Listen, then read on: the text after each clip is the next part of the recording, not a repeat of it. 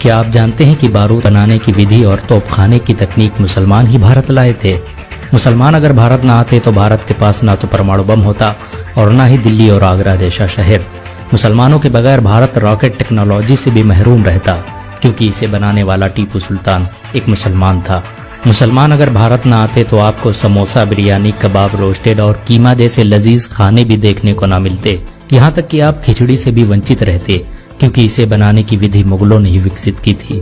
पुलाव, हलवा, पूरी और मुरब्बा को बनाने का तरीका भी मुसलमान अपने साथ भारत लाए थे। आपको ये जानकर शायद हैरानी हो कि अखंड भारत का निर्माण मुसलमानों ने ही किया था। देश के तिरंगे झंडे को डिजाइन करने वाली महिला सुरैया तैयब जी एक मुसलमान थी। दिल्ली, आगरा, लखनऊ, हैदराबाद, औरंगाबाद जैसे मशहूर शहर मुसलमानों ने ही बसाए थे। एक अंदाजे के मुताबिक मुसलमानों ने भारत में 10,000 से अधिक गांवों और कस्बों का निर्माण किया, जो आज भी भारत की शान माने जाते हैं। बारूद बनाने की तकनीक मुसलमान ही भारत लेकर आए थे। भारत में सबसे पहले तोपखाना का निर्माण और तोप का इस्तेमाल मुगल बादशाह बाबर ने किया था। मुर्शिदाबाद, बीजापुर, तंजौर जैसे शहरों में मुसलमानों ने ही सबसे पहले शस्त्र बनाने के कारखाने स्थापित किए।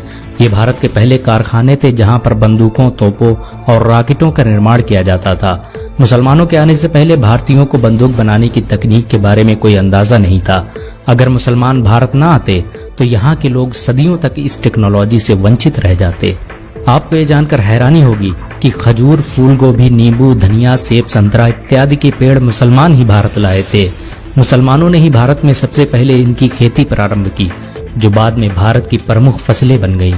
बहुत कम लोग जानते हैं कि साबुन का आविष्कार सबसे पहले मुसलमानों ने ही किया था, और जब तुर्की के मुसलमान भारत में दाखिल हुए तो उनके साथ ये तकनीक भी भारत आ गई और धीरे धीरे साबुन का इस्तेमाल पूरे भारत में होने लगा।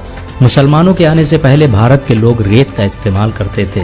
दुनिया के 7 अजूबों में भारत के ताजमहल का नाम भी आता है, जिसका निर्माण शाहजहां ने करवाया था।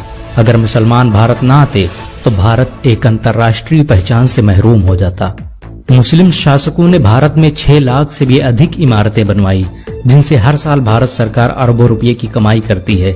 इन सभी जमीनों का लेखा जोखा वक्फ बोर्ड रखता है। सिर्फ ताजमहल से ही भारत की हर साल अरबों रुपये की कमाई होती है। मुसलमानों की हुकूमत में भारत सोने की चिड़िया कहलाता था। मुसलमानों के बगैर भारत कभी भी परमाणु संपन्न देश न बन पाता, क्योंकि एक मुसलमान APJ अब्दुल कलाम ने ही भारत का परमाणु बम बनाया था। भारत आज भी मुसलमानों के दिलों में बसता है।